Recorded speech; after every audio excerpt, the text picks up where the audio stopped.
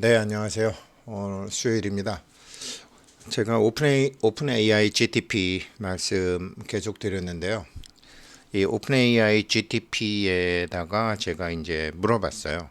암호화폐가 성공하려면 생태계를 어떻게 만들어야 되니? 이렇게 물어봤어요. 일단 여기서 나오는 답하고 제가 요즘 이제 파이 네트워크에 대해서도 이런 건 내가 좀 잘못 알고 있었구나라고 생각하는 거를 또 말씀드릴게요. 먼저 요즘 왜 이걸 제가 물어봤냐면 지금 이 바이낸스가 이제 바이낸스 지난번에 FTX하고 이제 이어서 이제 세계 1위 거래소 바이낸스가 문제가 됐죠. 그러면서 이제 암호화폐의 몹시 이제 비관적이었던 이 빅쇼트 영화의 주인공 비트, 이더 등 모든 코인에게서 사실은 생길 수 있어요. 오직 하나의 코인만이 예외이죠. 비트 이더는 조금 다른데 왜 다른지 한번 말씀드릴게요. 그렇지만 이 사람 관점에서 그 2008년도 서브프라임 모기지 사건 때 그 이 숫자로 이루어진 세계의 허점을 정확히 알아가지고 공매도를 쳐갖고 정말 나중에 영화까지 나왔던 거죠. 사랑하면 보인다 파테크. 예, 정말로 사랑하면 보이죠. 사랑하면 공부해야 되고 관심 가져야 되고 하는 거죠. 그래서 보면 결국은 이제 최근에 이제 빅쇼트 주인공 마이크 벌리 세계 암호화폐 거래소 바이낸스 관련해서 바이낸스 문제 있나 이게 이제 이 친구가 이제 빅쇼트의 이제 영화 주인공인가 봐요. 이 친구 역을 맡았겠죠. 그런데 이게 뭐 여러 가지로 뭐 지금 비트코인 시장이 무너진다, 큰 거 온다, 뭐 어쩌고 저쩌고 하지만 파이코인은 아닙니다. 뭐 상장이 안 돼서가 아닌 게 아니라 앞으로도 안 돼요. 자, 본론으로 들어가서 제가 그 이렇게 여기처럼 암호화폐가 성공하려면 생태계를 어떻게 만들어야 되니 하고 GTP에게 물어봤어요. GTP에게 물어봤더니 암호화폐가 성공하려면 다음과 같은 요소들이 필요합니다. 안정적인 기술 기반, 그렇죠. 당연하죠. 그리고 암호화폐가 안정적으로 작동되기 위해서는 기술 기반이 안정적이고 신뢰할 수 있어야 된다. 신뢰라는 게 참 중요하죠. 신용하고 신뢰는 정말 다르죠. 블록체인이. 이는 암호화폐가 안정적으로 전송될 수 있도록 기술이 갖추어져 있어야 되고 암호화폐의 소유권이 안정될 수 있도록 기술이 갖춰져야 됩니다.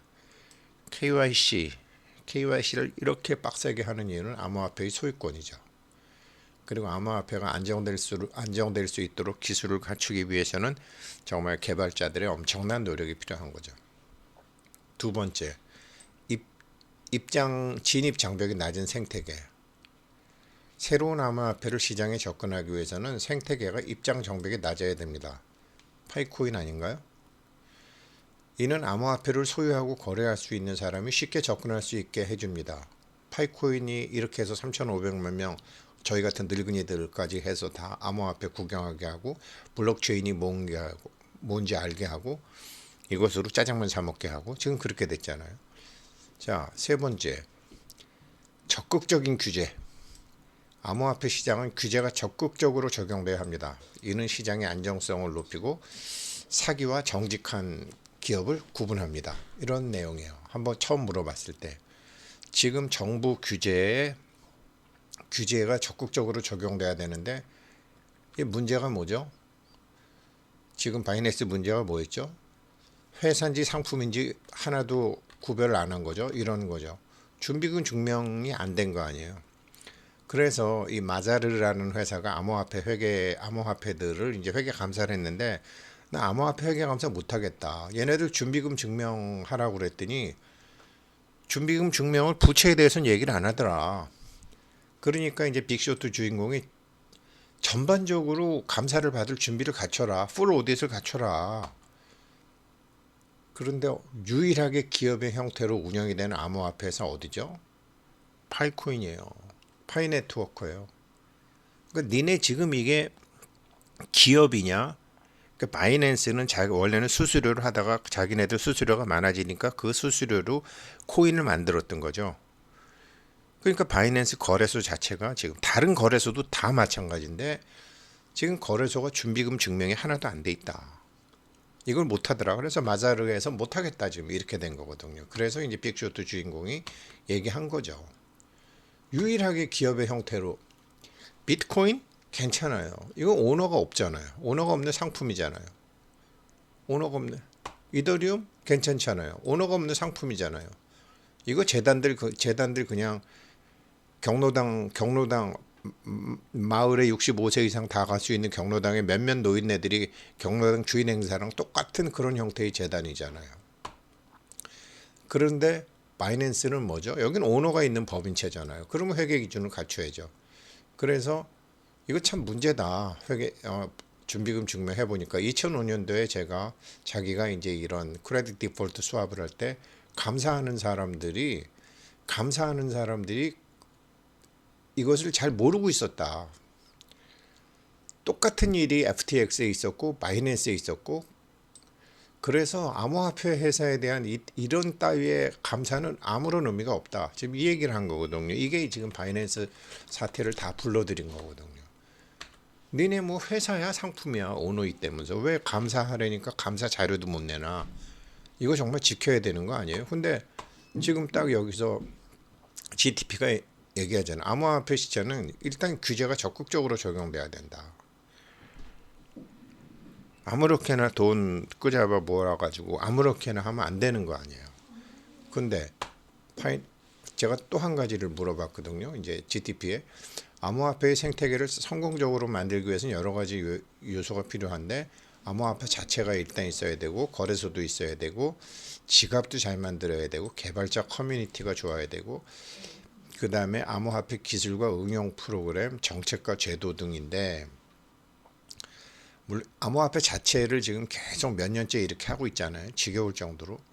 거래소는 지금 이제 바이낸스 같은 경우 이걸 하는데 이 생태계를 만들어서 사실은 이 생태계라는 말은 우리나라 대표적인 생태계가 저는 조선일보, 중앙일보, 동아일보 소위 조중동이라는 그 언론사들 일제시대나 뭐 군사정부 시절이나 문민정부 시절이나 약간 진보 정부나 보수 정부나 어떻게 해서든지 캐스팅 보트를 쥐려고만 하는 게 조중동의 본성이죠.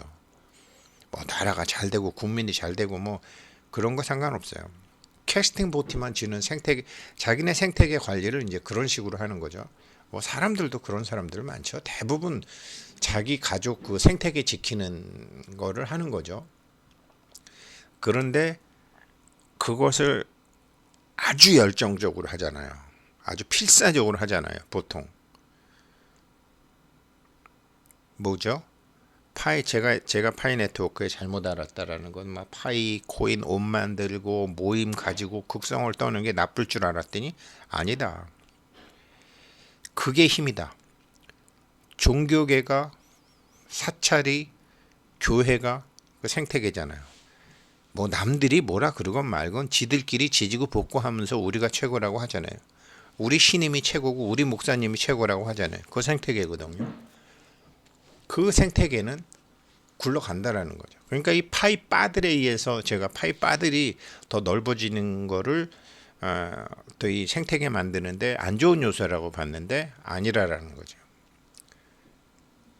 그래서 지금 이 3,500만의 이 커뮤니티를 만들고 뭐 자기네들도 GTP 같은데 물어가지고 지금 어떤 앱을 만들면 돈 벌겠니 이렇게 물어볼 수 있지만 그래도 파이오니어들에게 어떤 앱을 지금 2003년도에 해커톤 대회 주제로 했으면 좋겠어요 하면서 계속 소통을 하고 있다라는 거죠. 그러니까 지금 이제 결국은 암호화폐 자체라든가 개발자 커뮤니티라든가 이 개발자 커뮤니티도 엄청나게 중요하거든요. 암호화폐 기술과 응용 프로그램. 제가 이 파이 네트워크를 제가 이거 갖고 계속 말씀드리지만 얘네들 그 스파이 서플라이 했을 때 얘네들 마이닝 리워드가 65% 이게 주식으로 따지면 일반 주주잖아요. 파이 코어 팀 20% 이게 대주주들이잖아요. 리퀴디티 풀 5%가 회사로 따지면 자사주잖아요. 자사주 소각도 하고 매입도 하고. 커뮤니티 오거니제이션이 우리 사주잖아요. 공헌하는 사람 뭐 스탁옵션 같은 거. 이렇게 얘네는 처음부터 지금 뭐 1,000억 개 발행한다고 그러면서 아직 그렇게까지 가지도 않았으면서 회사의 비전을 이렇게 딱 정하고 가고 있다. 이건 기업이라는 거죠. 이건 법인이라는 거죠. 이런 회사는 나중에 정부의 규제가 있건 마자르 같은 데서 회계 감사를 하고 분명히 충분히 그런 외부 감사에 적용할 수 있는 것을 갖추고 있을 거라는 거죠. 그래서 요번에 이제 그 바이낸스 사태 사건이나 제가 오픈 AI한테 생태계의 성공 요소는 어떻게 해야 되니라고 물었을 때 오픈 AI가 답하는 거나 그리고 또 이런 비트코인 문제 같은 것으로 인해서 마이클 벌리가 이제 했던 여러 가지 위험성 이런 것을 여러 가지로 볼 때 야, 이게 파이 네트워크는 이런 위험성이 하나도 없네. 물론 이번에 이제 해커톤 대회를 가게 되면 아이디어는 주지만 똑같은 거지만 잘 만들어야죠. 제가 보기에 그 해커톤 대회에서는 그냥 아이디어 헌팅만 하고 그렇게 만드는 것을 더 개선하고 바꾸고 하겠죠. 사실은 애플이 뭐든지 먼저 만들었지만 삼성이 손대면 더 잘 만드는 것처럼 뭐 일본하고 한국이 그렇죠. 처음에 미국이 만들고 유럽이 만들었지만 대량 생산으로 만들면 더 잘 만드는 일본 그리고 요즘은 한국 이런 식으로 인해서 이제 해커톤 대회 학생들이 뭐 몇 박 며칠 동안 아이디어를 내서 뚝딱뚝딱 만들면 그 품질의 완성도를 위해서는 개발자들 그래서 정말 천재적인 개발자들을 계속 찾고 있겠죠. 성공하는 기업의 특징 중에 하나는 계속 인재를 찾아다니는 거죠. 그래서 모든 요건으로 보게 될 때 지금 파이네트워크 위험 관리도 잘하고 기업 모델도 정확하고 나머지는 다 이렇게 부평초 같지만 얘네들은 정말 잘한다. 정말 관심 갖고 모르고 GPT한테 물어보고 제가 GTP한테 물어봤더니 나오는 답이 파이 네트워크네. 근데 내가 몰랐던 게 있네. 이게 막 옷 입고 몰려다니고 우리 게 최고다라고 하는 그게 거부감을 줄 줄 알았더니 아니네. 종교계, 언론계 이익 집단, 그 생태계의 그 있잖아요. 다들 우리나라에 어떤 무슨 단체들 있잖아요. 단체들 우우하면서 모이는 단체들 그게 그 사람들 생태계거든요. 다른 사람들은 거기에 역겹게 생각하지만 그 생태계는 지금 우리나라가 1945년도에 계속 세력을 평창한 거를 보면 그렇게 된다라는 거죠. 물론 저는 그런 식으로 발전하지 않고 자율적으로 사람들이 만족과 행복을 위해서 생태계가 만들어지는 걸 원하지만 처음에는 3,500만 명의 그런 종교 집단과 같은 그런 BTS의 그 아미들과 같은 그런 사람들이 있는 것이 저는 안 좋은 것인 줄 알았는데 사실은 제가 그것은 잘못 알았던 것이다. 생태계가 성공하기 위해서는 그게 꼭 필요한 것이었다. 그분들이 소중한 분이다. 예, 그렇게 말씀드리고 싶습니다. 오픈 AI GPT 적극적으로 활용하십시오. 여기서 많은 사람들의 승패가 갈릴 것입니다. 연세 드신 분들은 할아버지 할머니들은 손자들한테 꼭 얘기해 주시고 자녀들한테 걔네들이 이걸 하건 안 하건 귀에다가 심어 주시는 일을 끊임없이 하시는 것도 부모로서 할아버지 할머니로서 할 도리라고 생각합니다. 고맙습니다.